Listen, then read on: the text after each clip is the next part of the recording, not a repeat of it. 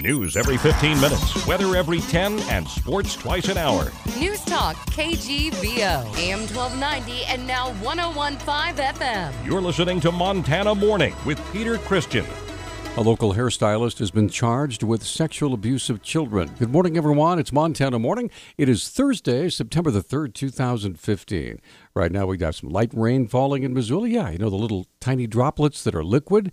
Haven't seen much of that. It's rain. We have a little bit going on right now. We have 50 degrees in Missoula. Our newscast this morning, sponsored by Missoula Nissan Hyundai. Drive what you want affordably. Stop by and find out how leasing may be your best deal on a new car, located on Brooks next to Southgate Mall. A Missoula hairstylist, Tracy Scott Prey, was arrested yesterday, make that Tuesday, and charged with felony sexual abuse of children. Deputy Missoula County Attorney Jennifer Clark said a local police detective became aware of Prey when he placed a personal ad on Craigslist. Detective Trish Shermer came across that ad on August 20th, and the ad was requesting sexual acts under a Men for Men category in Craigslist. Detective Shermer responded to the ad and began communicating with this male. Clark said Shermer continued conversing online with the suspect for several days. Detective Shermer indicated that he was 14 years old and a freshman in high school. The male continued to discuss sexual acts with him, and yesterday agreed to meet with Detective Shermer. Prey was arrested and placed in the Missoula County Jail, where he was released on $10,000 bond. He appeared with an attorney in Missoula Justice Court yesterday, where bond was continued at $10,000. Felony sexual abuse of children carries a maximum sentence of life in prison and a $10,000 fine. A Missoula jury has found a 34-year-old woman not guilty of assaulting a police officer and a nurse in a busy emergency room on Christmas Day. The Missoulian newspaper reports that Mary Elizabeth Hansen was cleared yesterday of the assault charges. She was also found not guilty of 2 disorderly conduct charges for the incident. Prosecutors say Hansen became belligerent and demanded drugs after she said doctors took too long to see her in the emergency room. They say she became hostile when she was being treated.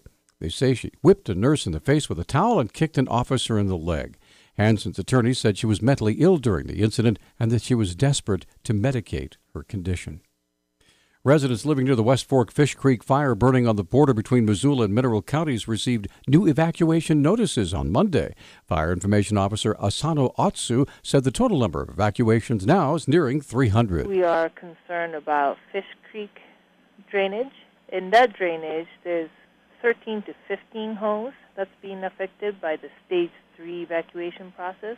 And all in all, between Missoula County and Mineral County, there are about 300 residents that is being notified of either Stage 1, 2, or 3 evacuation. This evening, fire officials will host an informational meeting for the public in Alberton. At 7:30 p.m. in Alberton High School gym. Everyone is invited. We will be going over current status and planned actions, any changes to the evacuation from the County Sheriff's Office, any forest closure updates and Fish and Wildlife Park's river closure updates, and general information about how the fire is doing.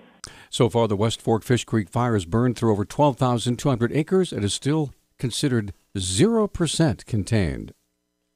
Forest Service officials have closed some areas and segments of trails in the Rattlesnake National Recreation Area due to recent black bear sightings.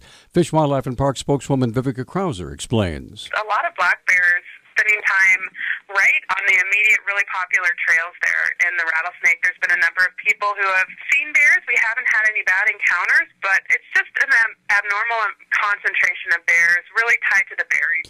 Krauser provides details of which trails are affected by the closure. What the Forest Service has done is close some of the trails. The main Rattlesnake Trailhead remains open, but the popular Spring Creek and Woods Gulch portions of those trails are closed, and there's a nice map that kind of helps folks look at that and see what areas are open and what are closed. Officials advise if you recreate in the areas that remain open, expect contact with bears. Hike in groups, make noise, carry bear spray.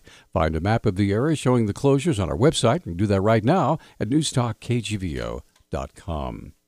An anesthesiologist testifying on behalf of Montana's 2 death row inmates says one of the drugs used to execute state prisoners by lethal injection does not meet standards set by lawmakers. Dr. Mark Heath testified yesterday at a trial over Montana's execution methods. The barbiturate Pentobarbital is one of 2 drugs that would be used in a Montana execution. Heath says pentobarbital is not used by doctors to induce anesthesia and is not one of the 3 barbiturates considered, quote, ultra-fast acting, end quote, or ultra-short acting. State law requires the use of an ultra-fast acting barbiturate to render the condemned inmate unconscious almost immediately. Assistant Attorney General Pam Collins attempted to paint Heath as an anti-death penalty advocate and pointed out medical literature that says pentobarbital takes effect in under 1 minute. The Montana Supreme Court has ruled that residents in Opportunity seeking an environmental cleanup will get their day in court. The Montana Standard newspaper reports the state's high court on Tuesday ruled partially. The ruling partially overturns a legal decision made by a district court judge in 2013. That said, the state's statute of limitations barred the case from going to trial. The plaintiffs, who filed their lawsuit in 2008, are nearly 100 Opportunity residents who want the Atlantic Richfield Company to clean up toxic contaminants left from decades of smelting. The jury will consider cleanup costs, whether the proposal to clean up the residents' properties is reasonable, and how long the project will take. A spokesman for BP America, Arco's parent company, says they're still reviewing the case. Montana Attorney General Tim Fox is part of an ongoing legal battle with the Obama administration and the EPA, and what many states are alleging is an overreach in their authority over water quality. A federal judge granted an injunction filed by 13 states recently, including Montana, to stop the agency's action. The EPA immediately said that this injunction only applies to the 13 states involved in the lawsuit. Judge Sullivan, I think, was quite concerned with that position, and so he ordered the parties to file briefs by today to help the judge determine whether or not the EPA should be enjoined from implementing the rule nationwide. Fox says the Obama administration has tried several times to introduce legislation to accomplish the same goal, but has always failed. The Congress has tried to pass a bill on a couple of occasions that would do what this rule pretends to do, and of course Congress has rejected that. And that's the proper place for this kind of law. Now, Fox said the administration is using a federal agency, the EPA, to bypass congressional authority and implement the policy unilaterally. Fox and the other attorneys general are waiting word on how the federal court will rule. He said if the EPA openly defies a ruling for the states, the agency could be held in contempt of federal court. Our News Talk time now is 6:12. News Talk, KGVO. Missoula's official weather station. Mostly cloudy to cloudy skies with scattered showers. Highs will be below normal with most areas right around the 60-degree mark. Chance of showers tonight, lows in the 40s. I'm meteorologist Brooke Foster for Missoula's KECI 13.